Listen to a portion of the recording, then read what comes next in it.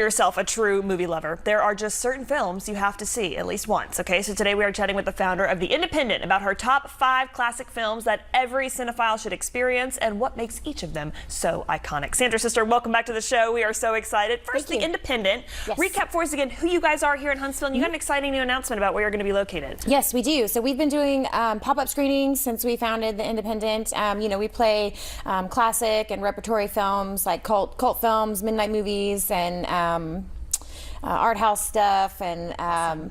We recently signed a lease with Low Mill, so we will be moving full-time into a Studio 150 in Low Mill. Wow, so excited. So screening's going to be there then on site? Yes, so we'll have screenings much more often throughout the week, every week. It's awesome. going to be great. That suits you guys well. We know Low Mill's such kind of an artsy vibe, so we're excited for The Independent to take off, and again, we're seeing you guys here. Studio 150 it is that right? It is. Okay, perfect. So you just saw that there on the screen. Okay, now the big thing that everybody wants to know, again, you've come up with a list of top 5. You said this was a challenge though, and it was kind of changing. So if people don't really agree, you work with some coworkers, they don't necessarily agree. It's hard to label 5, but we're going to see. This is my top 5 for today. Okay, for today. That's a good way of putting it. Okay, so top 5 again, films you think every cinephile must see, at least for now. This first one, Citizen Kane, a 1941 film, by the way. A lot of these historic. Tell me about this. Why is this iconic? So Orson Welles made this film with zero motion picture experience.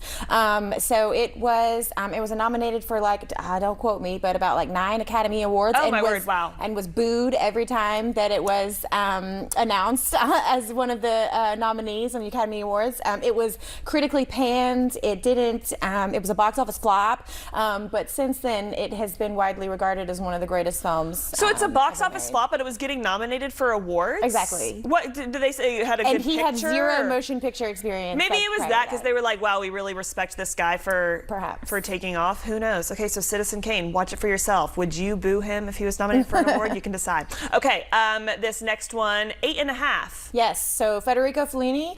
That one is a classic Italian film. So it is about a filmmaker who experiences writer's block and all of these outside influences that are trying to influence him on writing this screenplay. And so it really captures. It's one of the best films made about the filmmaking process. Interesting. Is it black and white, or is this just kind of a cool cover photo? It is black and white. Okay, okay, so interesting. 1963, so yeah, the 60s, yeah, very interesting. Okay, this next one, Psycho. Yeah. An Alfred Hitchcock film. So this one's iconic. A lot of it revolutionized the horror genre, period. Yeah. There's not really a whole lot more to say about it. It was also, fun fact, it was the very first film to show a flushing toilet on screen. The fun facts we get from Sandra, I tell you. No, I think I'm too scared to see this one. I don't know if I could ever see it. You've never seen it? No, I don't do Well, I mean, when it came, it is scary for the time period that it came out. But and now, if you've seen horror films recently, it's not. I haven't. Okay. I watched The Great Pumpkin, Charlie Brown on Halloween. Okay. Okay, so it's our Alfred Hitchcock film. This next one, A Woman Under the Influence. Who did this? Yeah, so John Cassavetes. Sure. John K. Yeah, well, see, or yeah, C. sorry, but so this movie, it's about a woman who slowly gives way to mental illness, but it really portrays how members of an oppressed society and outside influences can really have an effect on their lives and their mental well-being. Yeah. Ooh, this seems trippy in a lot of ways. Yeah. It's also a historic film. It is. Yeah. Okay. Yeah, it's always interesting how I feel like things of previous generations right.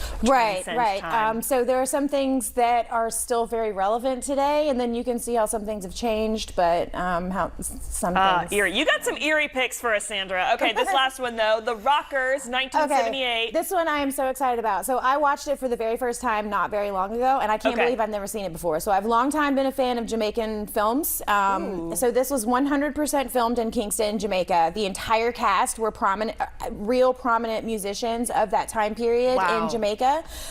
So it started out as a documentary, but it sort of morphed into sort of like a Robin Hood type story. It's actually, the beginning of the story is based on Bicycle Thieves, which is another classic film from 1948. Okay, little crossover. And then it ends up with sort of a Robin Hood story.